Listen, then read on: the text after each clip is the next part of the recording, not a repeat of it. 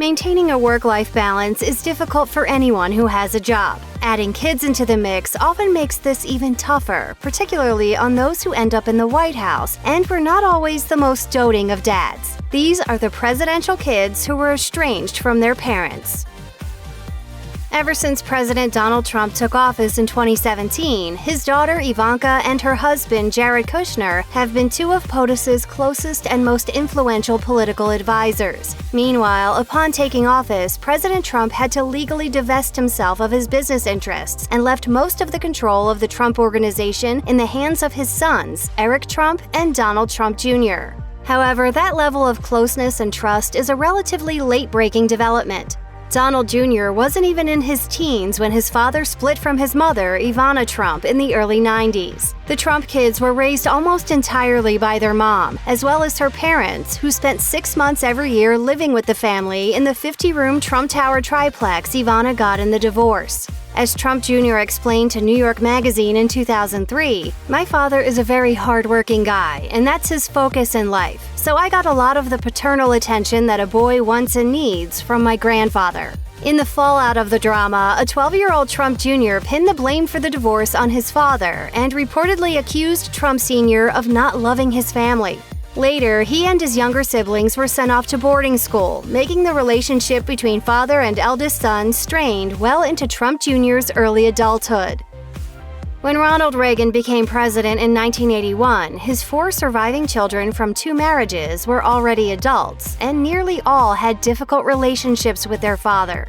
Reagan had distanced himself from his first set of kids, Maureen and his adopted son Michael, after divorcing Jane Wyman and marrying Nancy Davis. Maureen reportedly once read a biography about her father claiming he had just 2 kids, Patty Davis and Ron Reagan Jr., the children he fathered with Nancy. Meanwhile, Reagan's son Michael alleged the president opted to attend the wedding of Richard Nixon's daughter, Tricia, which was held on the same day as Michael's nuptials.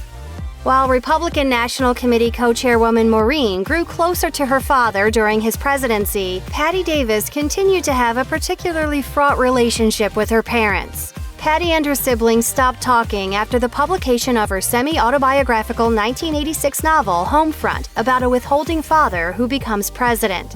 She later wrote a tell-all memoir called The Way I See It, in which she alleged that her mother was an abusive pill user while her father looked the other way.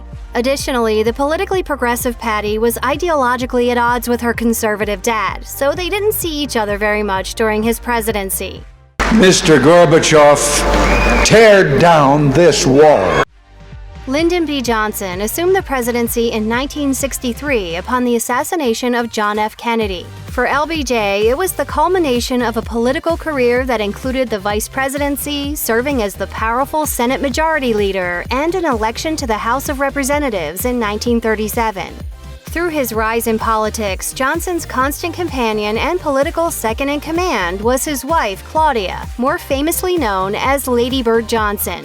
She funded his first congressional campaign and ran his office throughout the 1940s.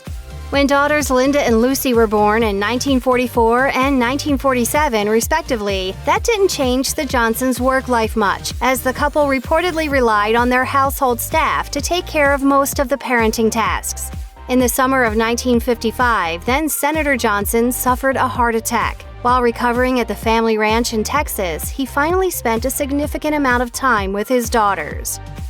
Long before he became the first president in American history to resign from office, Richard Nixon was a political hustler. He won his election to national office in 1946, earning a seat in the House of Representatives at age 33, after just barely getting back from serving in the Navy in World War II. From that moment on, Nixon worked tirelessly to advance his political career. According to Joshua Kendall's book, First Dads, Parents and Politics from George Washington to Barack Obama, Nixon was known to put in 20-hour workdays during the 1948 congressional hearings regarding suspected spy Alger Hiss. During those early years of his career, Nixon's wife, Pat, gave birth to 2 daughters, Tricia in 1946 and Julie in 1948. There certainly wasn't time to see either of them during his early political career, when then Senator Nixon preferred to work late into the night at his office. Dwight D. Eisenhower's VP reportedly kept up the absent dad routine until his 1960 loss in the presidential election to John F. Kennedy. Just think how much you're going to be missing. You don't have Nixon to kick around anymore. After nabbing a less taxing job at a Los Angeles law firm, Kendall writes, Nixon promised his wife that he would finally become a more involved father, but this never happened. Nixon hit the lecture circuit and wrote a book until successfully running for president in 1968. Ivanka Trump, Donald Trump's daughter with first wife Ivana, receives a lot of praise from her presidential father in the press. However, the family's patriarch rarely speaks about his other daughter, Tiffany Trump. Born in 1993 to Trump's second wife, Marla Maples, Tiffany grew up primarily in California and was raised by her single mom, seeing as her parents divorced in 1999. Long story short, Donald Trump remarried in 2005 to model Melania Knauss and welcomed a son, Barron, a year later. Along with his business interests and gig hosting the reality show The Apprentice, the future president's work-life balance in the Big Apple meant there was little time left over for him to see Tiffany.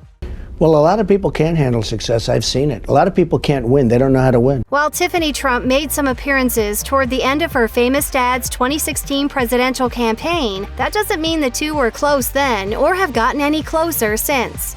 An insider in the Trump family told People magazine in 2018, since the inauguration, Tiffany and her father have sometimes gone for months without speaking, and she went a very long time without seeing him. The last time she was at a family function with him, it was awkward for her, and she didn't feel totally welcome. Check out one of our newest videos right here, plus even more Nicki Swift videos about your favorite stuff are coming soon. Subscribe to our YouTube channel and hit the bell so you don't miss a single one.